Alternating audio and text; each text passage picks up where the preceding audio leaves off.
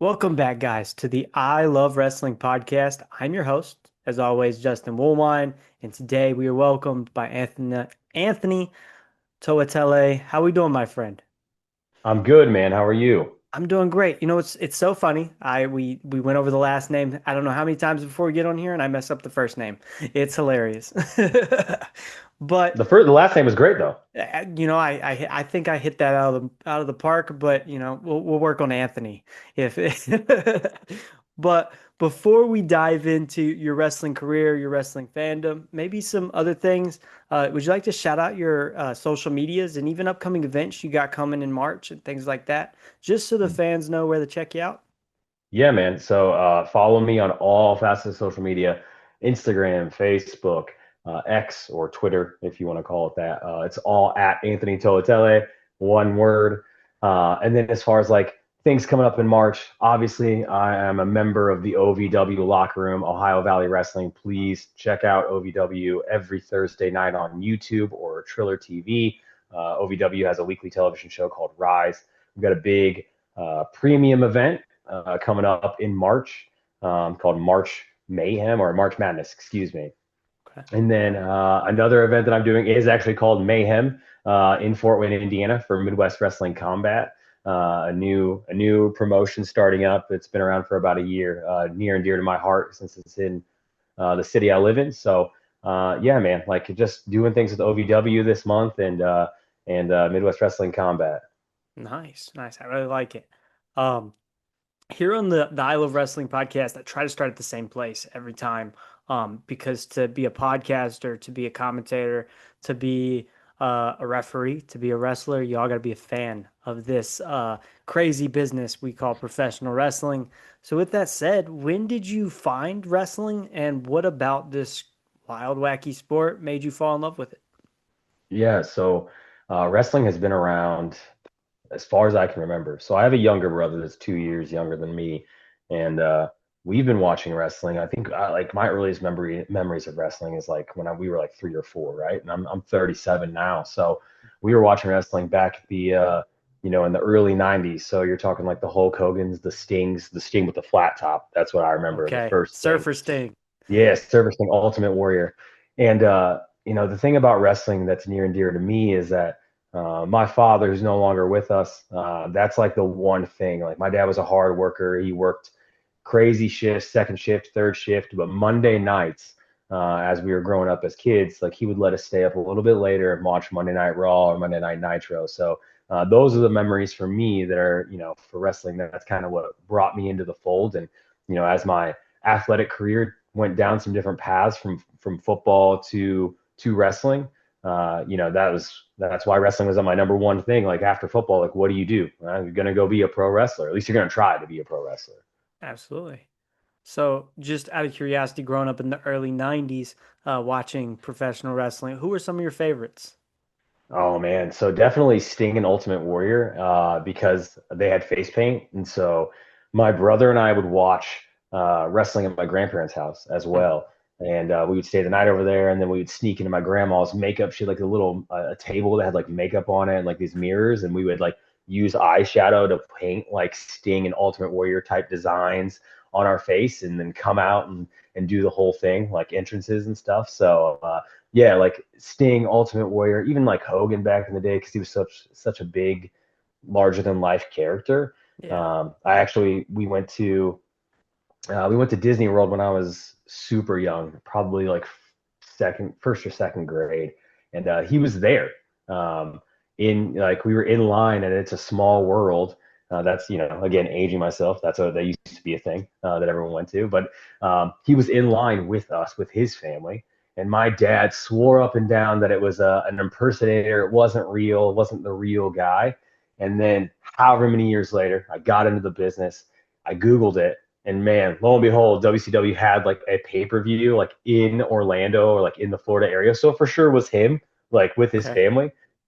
And man, like that was just another cool memory, like seeing this giant dude because he was larger than life, right? So, but yeah, those guys for sure when I was much younger. That's really cool. It's funny. This isn't wrestling like related, but when I was a kid, me and my brother, we was at the mall in Aurora, Illinois, and we was walking around fundraising for something, and we met Ron Harper from the Bulls, and like Yeah. it was so funny because like he bought candy from us, and he was such a cool guy, and I went to my car and I was like, Dad, you'll never guess. And he's a big fan of the Bulls, and he was like, you'll never guess who bought candy from us. And I was like, it was Ron Harper. He's like, no, it's not. It wasn't Ron Harper. I was like, I swear to God, it was Ron Harper. Like, Why would I lie about why that? would I lie? Yeah, Like if I was gonna lie, like nothing against Ron Harper, but I would have said it was Michael Jordan. But no, I meant for Ron Harper. sure. And he, so I understand the dad in the downplaying the The situation. disbelief, man. Dad disbelief. Um, out of curiosity, I was looking through your social medias and it says you're Samoan. So Right. I was Yeah. wondering what exactly is the Samoan lineage? So my on my mother's side, so I'm what they call Afakasi, right? So I'm half Samoan and half Caucasian white on my dad's side. My grandparents and all of my family on my mom's side are all from Samoa. And then in the 70s they moved here, got established in the United States, made a life for themselves, and now all my family from the Samoan side, we're all from Salt Lake City. My brother lives in Salt Lake City, my aunts, my uncles, my grandparents, my cousins. Man, I've like anytime we have a family reunion, I'm talking like I think the last time we had a family reunion, including all of our family that came from New Zealand, where a lot of our other family comes from, I'm like over 1,000 people. So yeah, our lineage is deep. I'm not I don't know if we have any ties to the Anawahi family dynasty. My grandma swears up and down that somehow we're related to the Mayavias. Okay. She says she remembers that name when she was a little girl growing up in Samoa. So, but yeah, I just have, maybe I need to do a 23andMe and find out if I'm related to The Rock and his kids. But yeah, man, like being Samoan, it's definitely interesting for sure. I can't imagine not being a part of the culture. Definitely. I mean, especially when it comes to wrestling, it's such a rich history, no matter what like part of wrestling is, from the independent level, whether you're Dwayne Johnson, to have a Samoan dynasty or lineage is always special. Do you think it's been something in your career that's been something that's fun to kind of lean into? So I definitely started leaning into it the last couple of years. Obviously, Samoan, Polynesian culture, big in wrestling right now. Yes. It's funny like when I first started wrestling, people wanted me to lean into it, and they wanted me to wear the lava lava, and like now I wear the lava lava and the ula fala, right? But at that time I was so like anti like doing that. I was like, nah, like that's just too much. Like I don't want to rely on that. Yeah, And now like it's become mainstream, and I'm thankfully, I kind of wear it as a badge of honor for my family. There's other Samoan families out there besides Jimmy and Jay and Roman and all of them guys, and so I'm just out here trying to make my family proud. absolutely. I like it. I like it. The aspect, like something interesting about like even just leaning on family, like lineage and things like that. Whenever, for instance, like when I first started the podcast, I started with like a persona. And then, because at first I was like, everybody's got a gimmick, so I could maybe let's try the gimmick thing. And then after some time and some circumstances, I was like, nah, it's just time to embrace it and just. Yeah, So I get it. I get it a lot because at first, be like I was like, yourself. nah, let's do this, and nah, like you might as well just be you because they're gonna find out anyway. Exactly. Oh, something I thought was really cool upon doing research and just checking out like your social medias and stuff is your background in jiu-jitsu. I believe Brazilian jiu-jitsu, if I'm correct. Yeah. Where did that passion come from? So it was probably like right at the end of like the COVID era, so like 2021, 2022. I had a mentor of mine outside of the world of wrestling that had been doing jujitsu for like ever, and he had trained in Colorado at the time, like right as like UFC had started really like getting geared up and becoming super popular in the early 2000s. And so, he knew I was a wrestler, and he used to kind of give me jabs all the time, like, hey man, like you need to come do jujitsu. You need to come find out what it's really like. And eventually, like during COVID, he was just like, hey, for real though, like if you're interested, let's do it. And he put mats down in his garage, and a couple of my friends and I and him, and we just started getting like choked out by this big dude in his garage, during COVID. And then eventually, he moved away with his family, and I was like, well, I gotta find a school. Like I just fell in love with it, and there's something about doing something that's super hard. And I would challenge anybody that if you think jiu-jitsu is easy, you're not in the right room, because I'm getting Yeah. my ass whooped. Man, I'm getting my ass whooped every day, every week still, and I've been doing it for 4 years. So what's it been like for you trying to balance the world of jiu-jitsu and then professional wrestling? Man, I don't think there's a balance. I think there's definitely some crossover between both of them. Okay. My body's is definitely used to getting beat up from pro wrestling when I came into jiu-jitsu. I have a little bit of a higher gas tank than most people.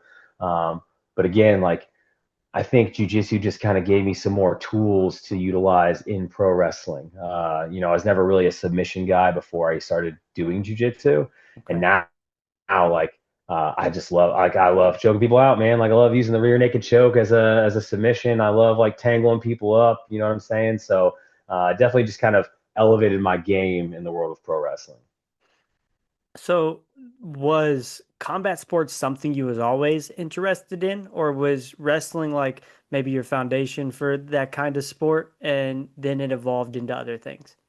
Yeah, so like combat sports, like I always liked watching from afar. And I Okay. had so when I was playing football, I had some teammate of mine that was, also doing MMA and training. And but I never like really got into it. My closest that I ever got to was when I was a kid and I did amateur wrestling as far as combat sports. So yeah, like pro wrestling was kind of the intro to that, because then you start seeing guys that you hear about that are, legitimate shooters like on the mat, like.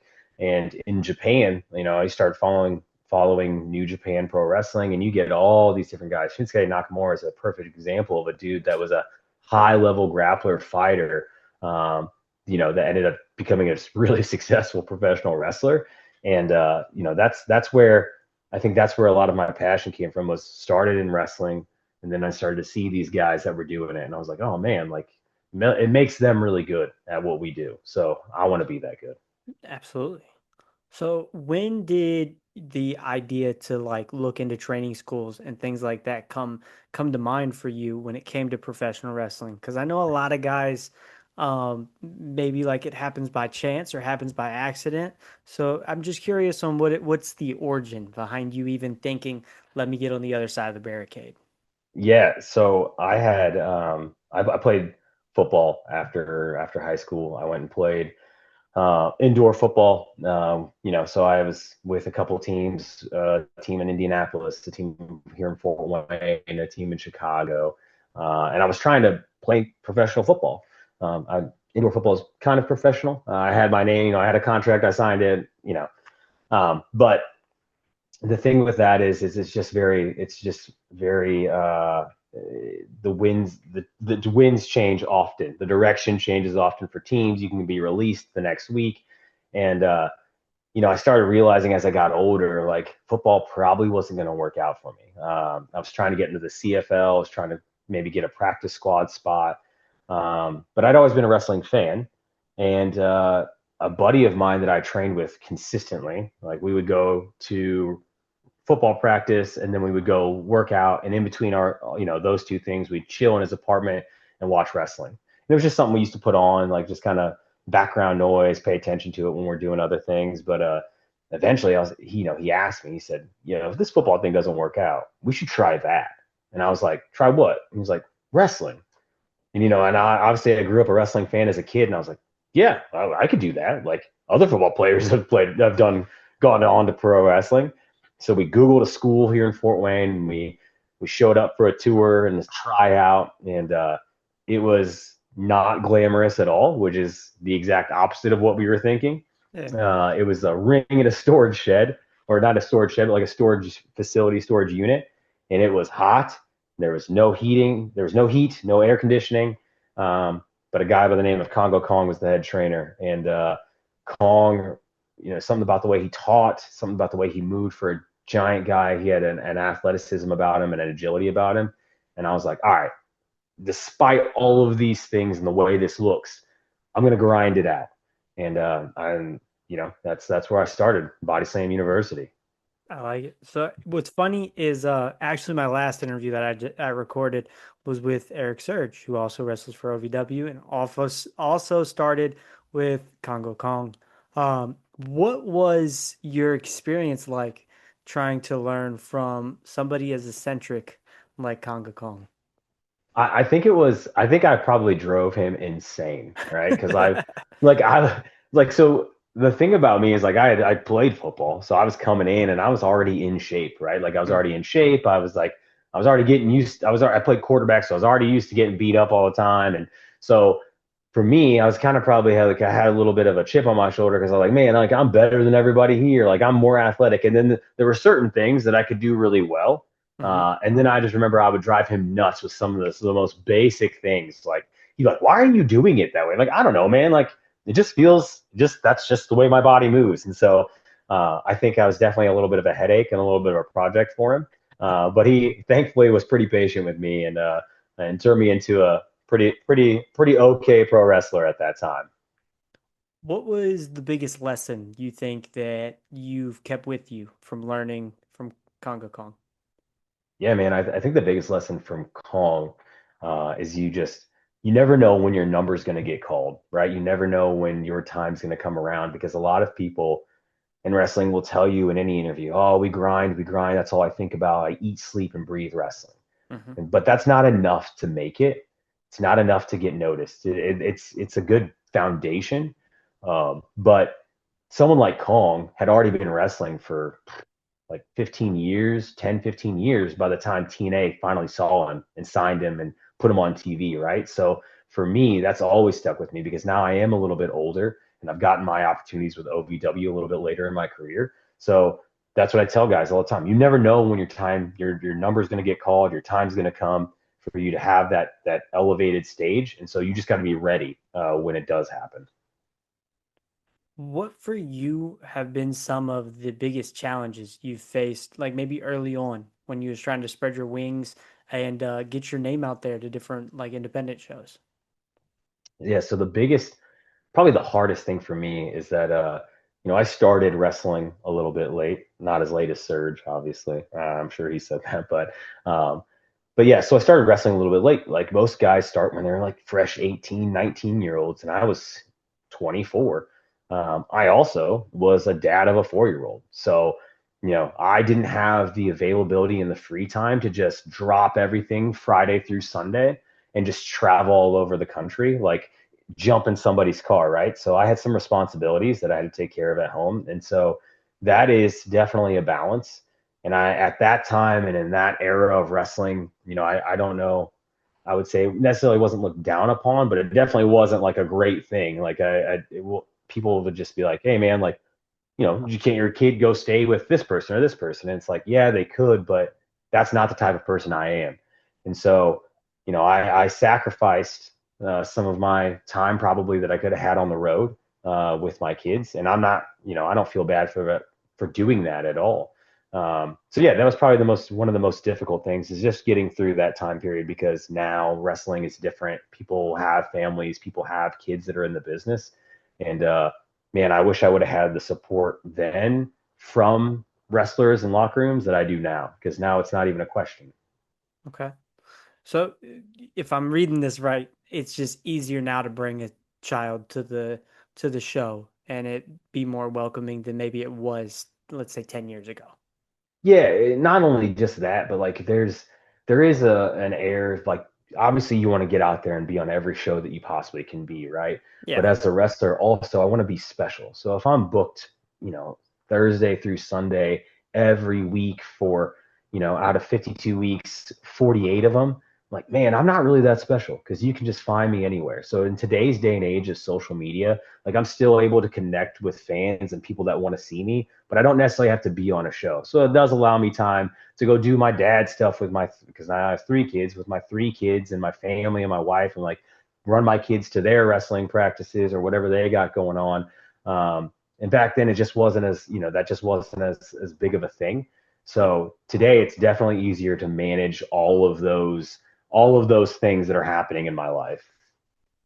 Do you get because I've heard other fathers in the industry get the like my dad is a wrestler and it's really like something special because not a lot of obviously not a lot of parents or kids have parents in this industry um as opposed to other industries. Like you're more likely probably to have a father that's a police officer or a firefighter or something like that than a pro wrestling dad.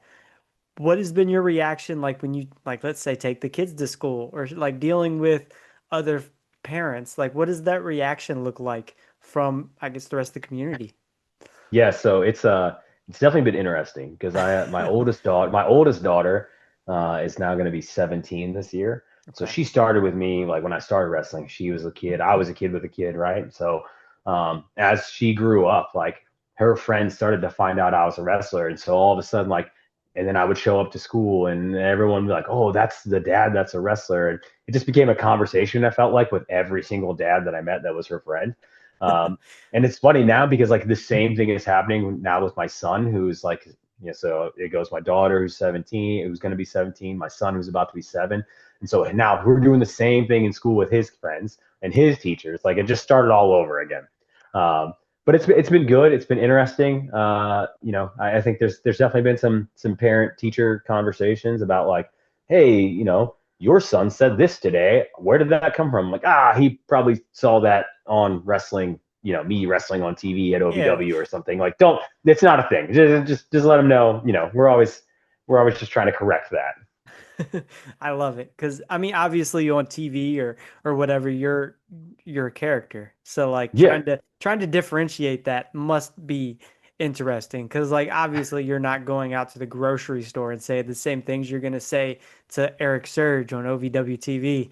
exactly. Um, Something I found really cool that you've been a part of in your wrestling journey is WTF Wrestling in Indiana, which a lot of great talents come through there, like Ace Perry, Shane Mercer, guys like that. How did you get involved with WTF? So their promoter, their owner, Rich Abbott. I've known him for a minute. He used to come to all the Heroes and Legends shows, and he would help, behind the scenes back in the day when we were wrestling at Heroes and Legends. It was running regularly. And so when he started his promotion, I thankfully, he felt, that I would be a great addition to the roster.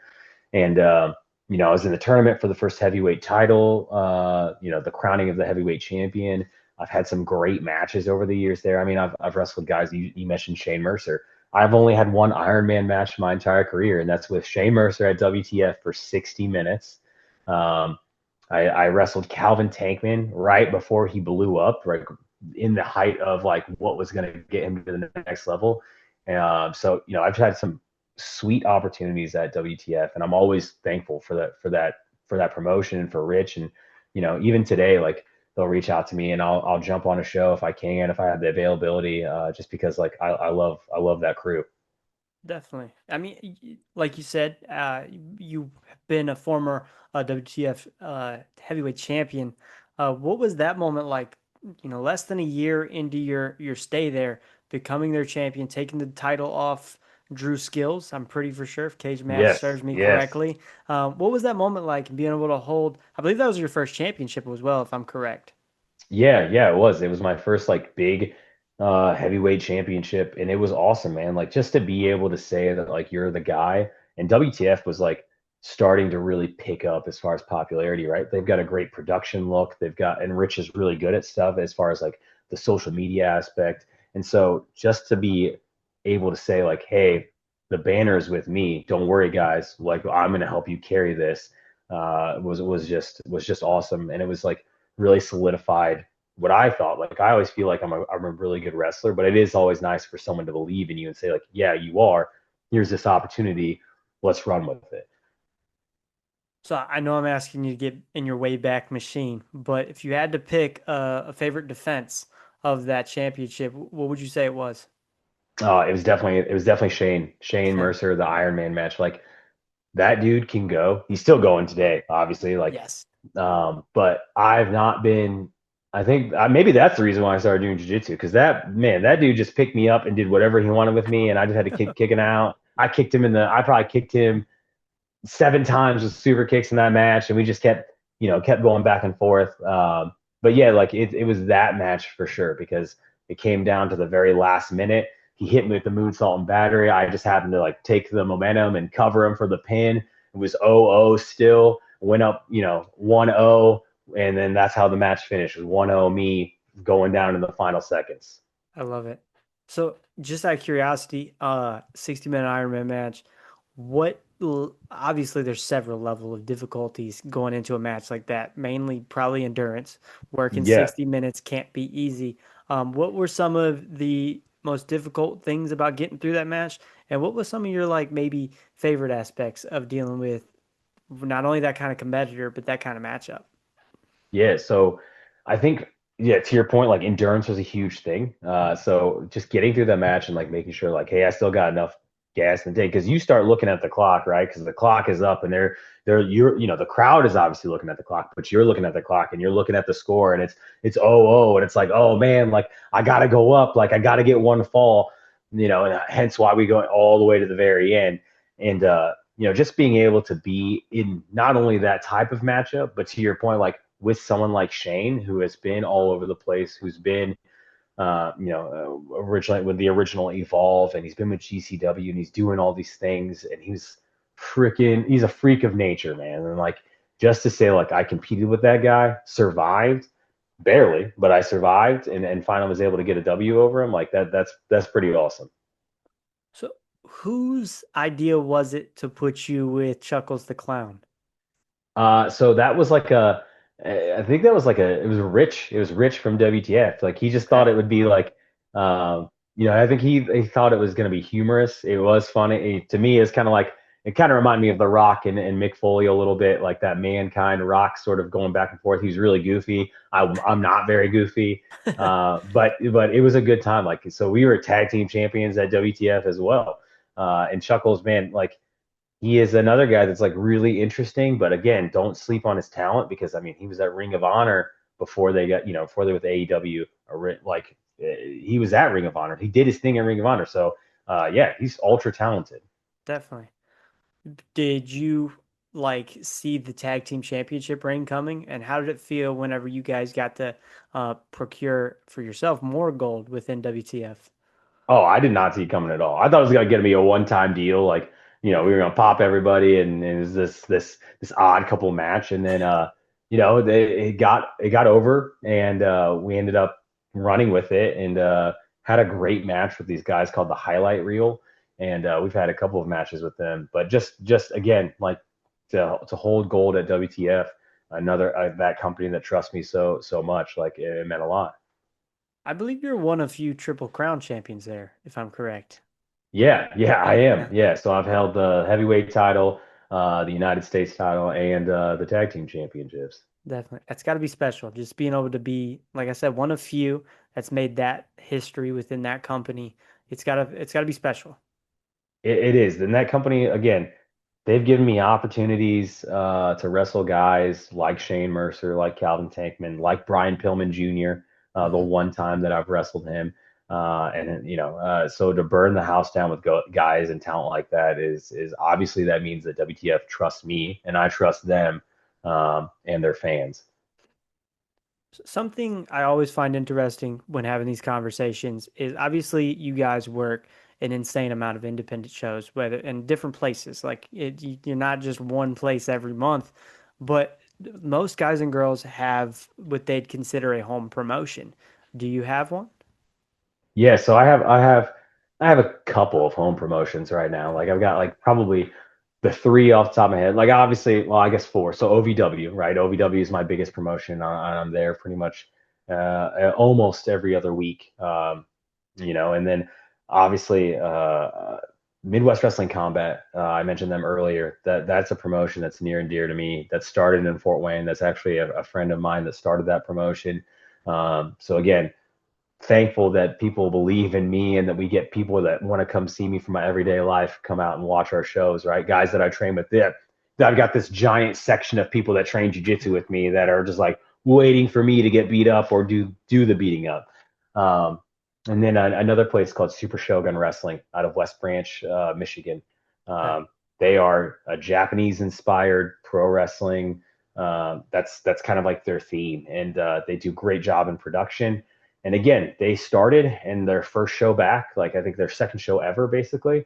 They said, "Hey, come be in our main event. We think you should be in our main event." And those guys, I'm the heavyweight champion there now, but those guys trusted me to be in the main event for their basically their grand reopening, if you will. Um, and then lastly, there's a small promotion, smallish promotion called New Era Wrestling in Shelbyville, Indiana. It's where I had Okay. my very first pro wrestling match, and now I'm the heavyweight champion. And so I've been working with them for the last 2 years pretty regularly. And it's just great for me to go back now as like a 12, 13-year veteran and see all these new guys like trying to do the same thing that I was doing 13 years ago when I made my debut.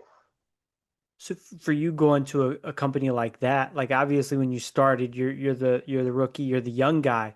Now you go into that locker room as heavyweight champion, as the vet. Um, what's it like for you to experience how maybe that tide's turned over the last 13 years? Yeah, so that always like shocks me because I never feel like I don't think I've ever felt like guys talk about like, oh, I've always been a veteran of the locker room. I'm a locker room leader, and I would say like I'm a pretty natural leader, but I never felt like a veteran in wrestling because like I don't know, it just I feel like when I think about it, there's like this stereotypical wrestling veteran in my mind and what they look like and how they Yeah. act, and I'm just not like that at all. But now like definitely notice it. Guys will ask me like, hey, what did you think about my match? I want to try this. Will you watch my match and let me know how it is? And so like I'm always like, yeah, like sure. Like it takes me a minute to realize like why they're asking me that. And I always try my best to do those things. But it is still a little shocking for me. Definitely. So, like, something else I always find interesting, especially with guys that have been in business for a little bit, is just looking at the difference between locker rooms now as opposed to when you started. And, like, obviously, 10 years ago isn't too much different from what I've heard. But what would you say are some of the biggest differences when you go into, like, a locker room now, seeing the younger talent in there, how they act and maybe behave? Like, what would you say are those differences? Yeah, I would say, for me actually it is, I would say that there's pretty big vast differences. And one Okay. of them is like 10 years ago, even longer ago than that. Again, stereotypical veterans all huddled around in the corner, and it was kind of like, well, I would say it was a little bit cliquey back then. You know what I'm saying? Yeah. And that's I think that's just how every social situation probably becomes when you're in some place that's like that. But nowadays, I feel like people are a little more open. They're a little more communicative. We all, for the most part, we're all just kind of boys hanging out, having a good time, trying to help each other. And I think there's a little more unselfishness in today's day and age of wrestling because we can't succeed as a company if only one person succeeds, right? So like nowadays, everyone wants to see everyone succeed because that just means there's more money in our pocket, right? Like I want to get paid, but I can't get paid if I'm the only entertaining match on this card. You know what I'm Yeah. saying? Like if every other match out of seven sucks, like no one's paying tickets for that. Like they might come see me, but I need more from the rest of y'all. And I think that's probably the biggest difference in today's locker room. It's just a little less clicky and a little more all inclusive.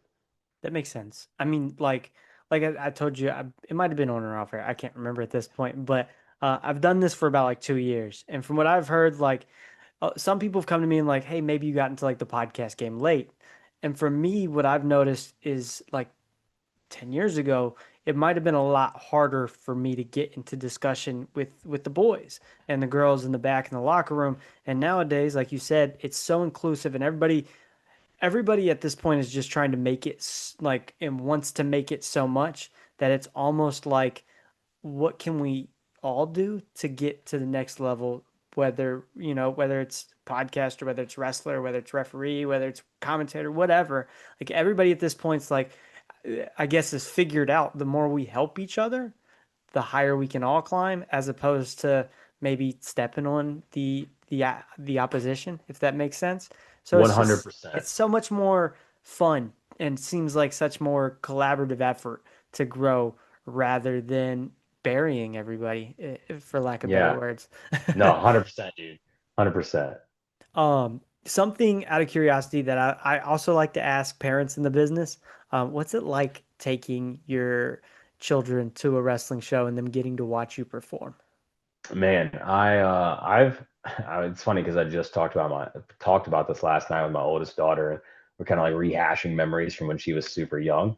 So, like they just get so into it, and like, and then they kind of have an idea of what we're about and what wrestling is about, right? But like, for them, it's just so easy to get lost in those moments, and I think it's because they're around all these other people. They're getting lost in the moments of the show, and Yeah. so. I think I spend most of my time just like dissecting the show with my kids after we get back to the hotel or we get back home. They're asking me 1,000 questions in the car.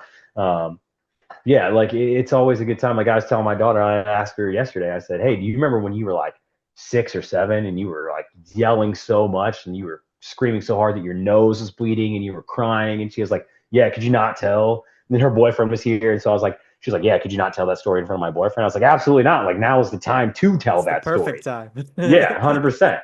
To embarrass you. But yeah, so like it's I love that they see me get to do that because the whole purpose of why I'm still doing wrestling now is because I want to show them that like if you have a goal, you can achieve your goal in the manner that you need to achieve it. And what I mean by that is like everyone has this idea of, especially when I started wrestling, like what it took to become a successful pro wrestler. And because of my life and my situations that I had, like I just couldn't follow that plan to the T.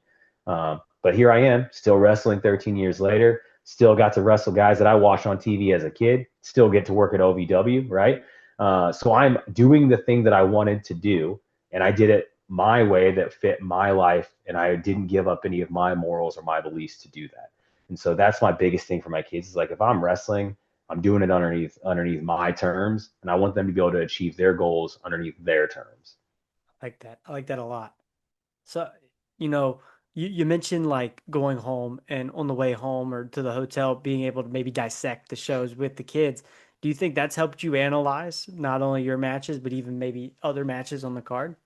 Oh, 100%. Like I got plenty of friends like that are wrestlers, right? Like and Eric Surge is my little brother in the wrestling business. He'll tell you that like and so I tell him all the time when my kids have something to say about his matches and we're not even in the same match, be like, "Hey man, you know what my kids said about your match?"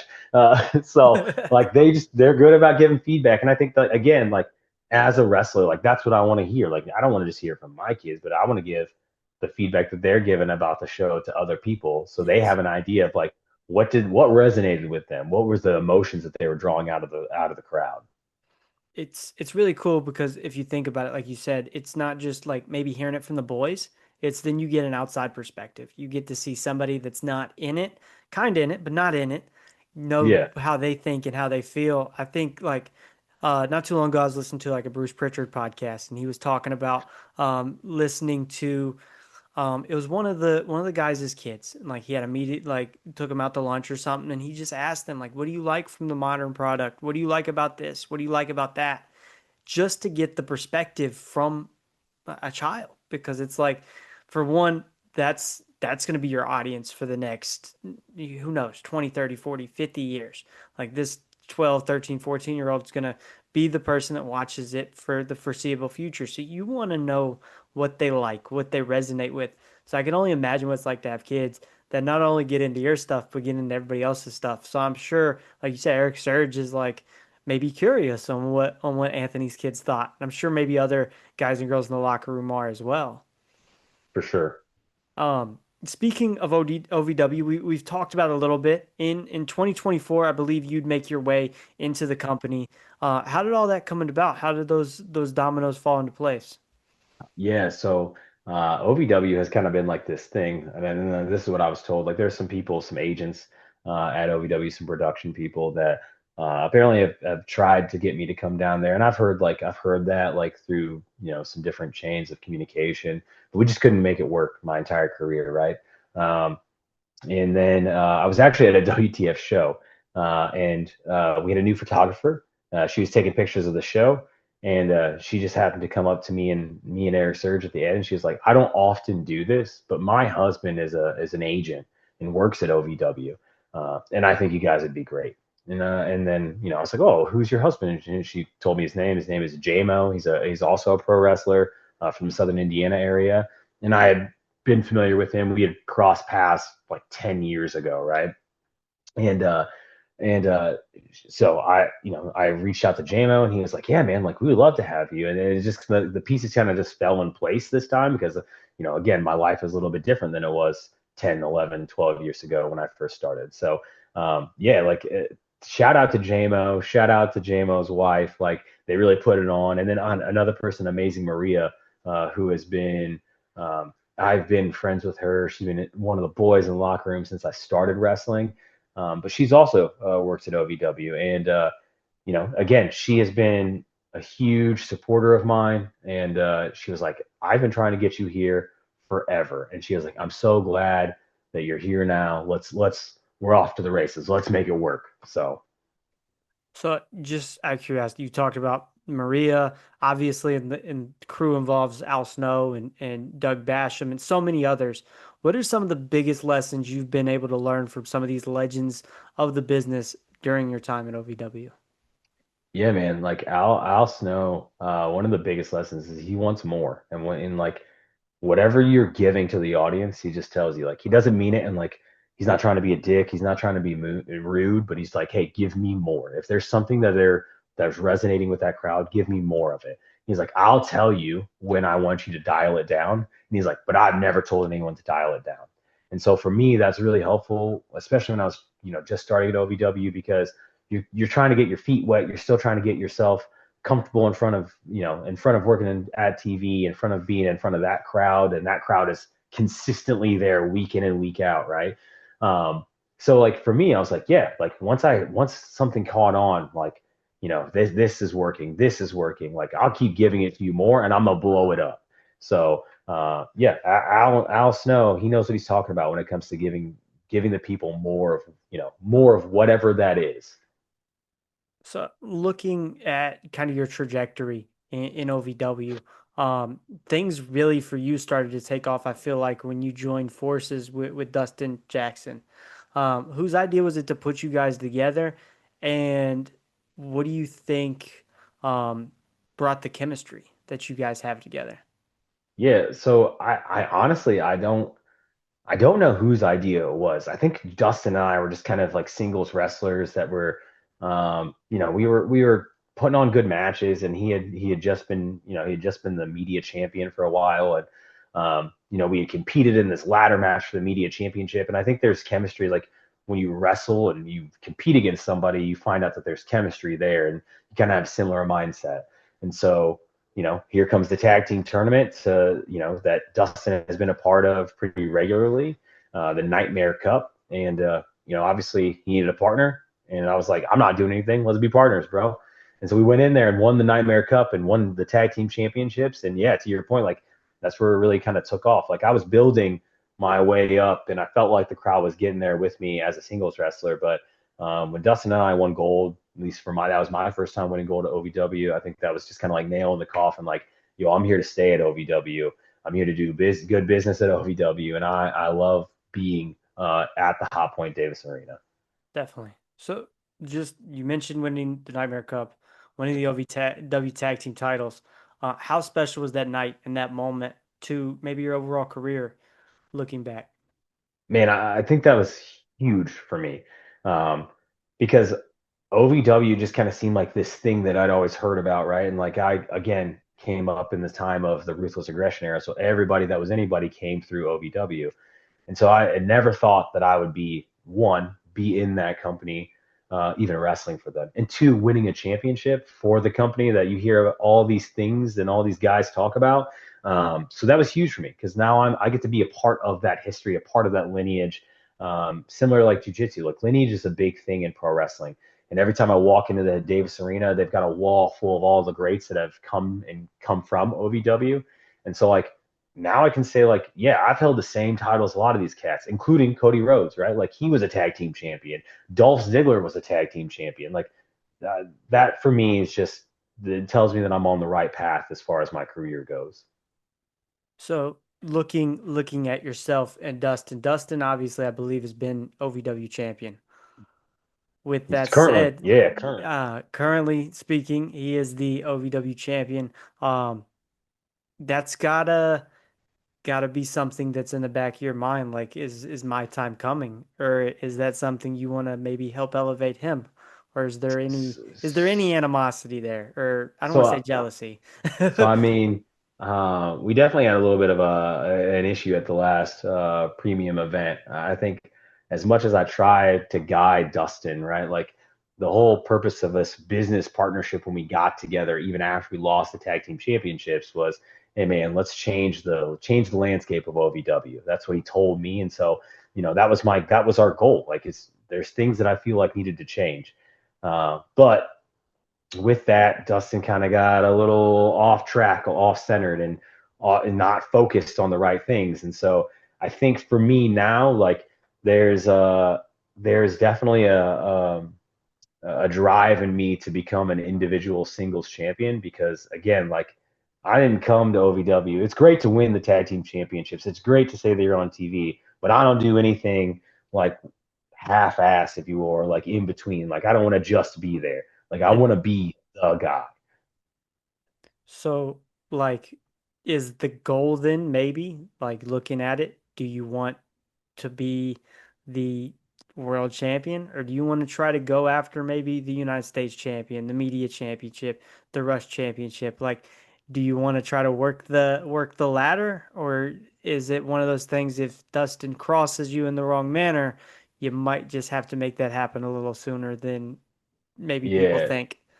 I'm all about like I've competed for the media championship a handful of times, and I'll take all the belts. Give me all the championships. I'll take them all, and then it'll just be the show, a Toatele show. But yeah, like Dustin's great. We definitely have been doing good stuff on TV, and he's definitely getting people interested. But at some point, like you gotta go beyond that. And I think maybe if we need to reevaluate who's carrying that on their shoulder, on their waist. Maybe it comes to me, and then I think maybe we elevate the show even more. Absolutely. So something I really like just about, let's say, the OVW title in general is how much it looks like that classic WWF championship. You growing up in that era when that title was at its most prestigious, let's say, does that maybe make you want it even more? Oh, 100%. Oh, 100%. And then we talk about lineage, right? Like the people that have been the OVW heavyweight champion, like you go on Wikipedia and look at that, man. Like some of the greatest of greats have held that championship. And of course, like it's great for Dustin. That's awesome. It's great for Cal Hero that held that.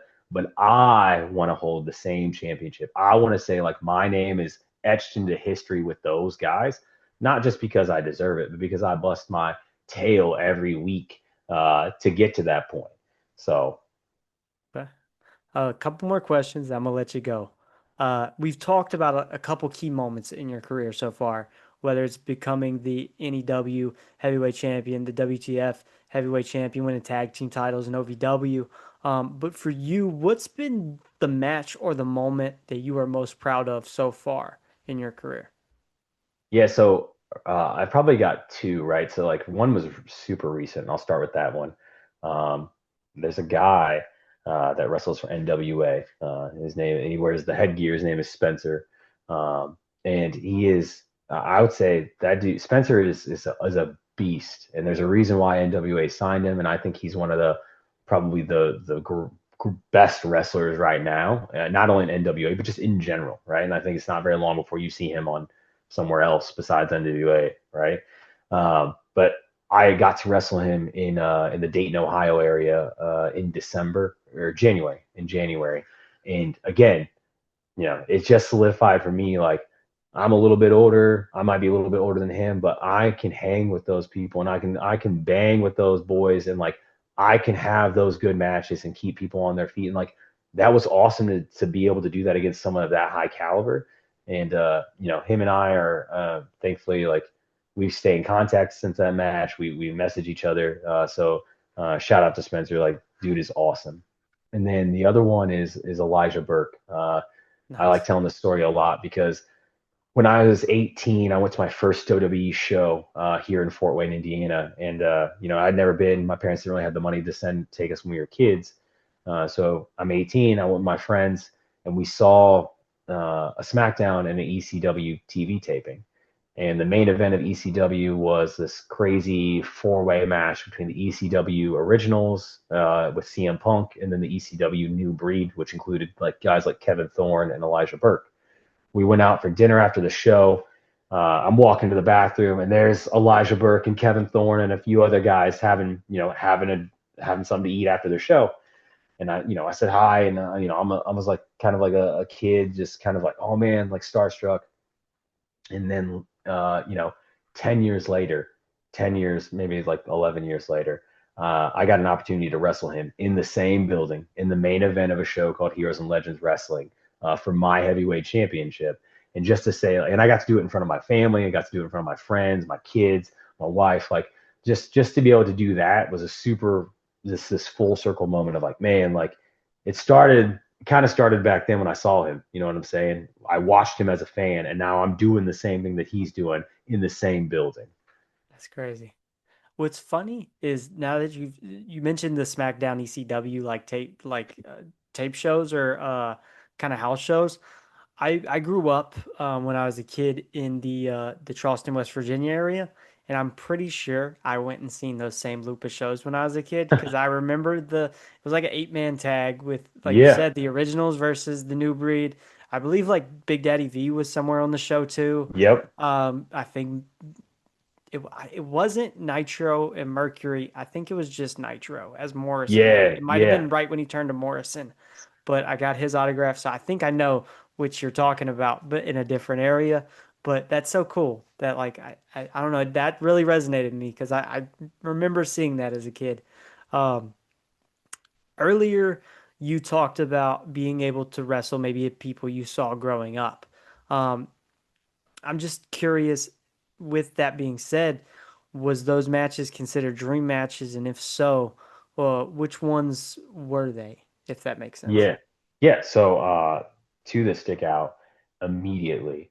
Well, there's like a couple, right? But like the top one for me is Billy Gunn. So I got to wrestle Billy Gunn, and again, it was at a Heroes and Legends wrestling show here in Fort Wayne, and that was like one of my probably, I wrestled Shannon Moore, another guy that I watched as a kid, and That's especially great. doing the version one Matitude follower with Matt Hardy. So I wrestled him, and that was my big first name. And I was like, all right, I got that one out of the way. But then you get Billy Gunn, and like that guy, a staple of the Attitude Era, a staple of D-Generation X. Like, and so just being able to compete with that guy and get in the ring and learn from him a little bit, like that was huge for me. And in that kind of relationship, just kind of kept up for several years after we wrestled because I would see him on shows and we would talk. And he's an interesting dude, Billy is. But yeah, man, like just that was a huge thing for me to be able to wrestle guys that I watched on TV as a kid because everyone I think gets into wrestling again because they're a fan. But to be able to do it against and compete with guys that made you a fan, that doesn't happen very often. So I feel privileged to be able to say that I did that. Do you have any more dream match scenarios that before maybe some of these guys hang it up, you'd like to scratch off the whole list? Well, I mean, AJ Styles definitely just hung it up, but I was definitely looking forward to maybe one day tying it up with him. Right now, you've got guys like Shinsuke Nakamura that kind of seem like they're on the back end of their career, but Finn Balor, like Shinsuke and Finn, I was huge fans of when they were in Japan. You know what I'm saying? And Yeah. I remember when Brock Lesnar faced Shinsuke Nakamura for the IWGP Heavyweight Championship after he left WWE the first time. And so like those guys like and Gallows and Anderson, another two, like that tag team, like loved those dudes, especially as I got first started wrestling in like the 2013 2014 era. Those dudes again blew up in New Japan. So yeah, like those are just like some dream matches that I have that are out there that I definitely think maybe they're still available to me. Maybe we'll see if Yeah. we can make it happen. You know, Gallows and Anderson's interesting because the Good Brothers are all over the Indies right now. So, Yeah. could you imagine if they show up in OVW and Anthony and Ah, Dustin are the two to take them on? fingers crossed. Fingers Fingers crossed. crossed. Um, just first off, I want to say thank you, Anthony. This was an absolute pleasure. I'm glad we get to share this space. I always leave the door open for a part two. Obviously, there's a lot of meat left on the bone, 13 years of work. Hopefully, we can do a part two and cover some more of this ground if that's something you're interested in. 100%. But just in case for some reason they were, the audience out there wasn't paying attention, would you like to shout out your social medias and even some of those upcoming events? Like I said, just in case they were messing with the audio or something silly. 100%. Yeah, man. So my social medias, follow me on Instagram, Twitter, Facebook, X, if you will, at Anthony Toatele, just one word. And then some events I've got coming up. Obviously, please watch if you've got YouTube available, Triller, jump on and watch OVW Rise every Thursday at 7 p.m. Eastern. OVW is the breeding ground for the next generation of wrestling, and I'm a little bit of an older guy, but I still think I'm the next generation as far as superstars go. But then we've got Midwest Wrestling Combat presents Mayhem March 7th in Fort Wayne, Indiana. So if you're in the Midwest area, please feel free to grab a ticket, make the drive. That show is going to be a banger.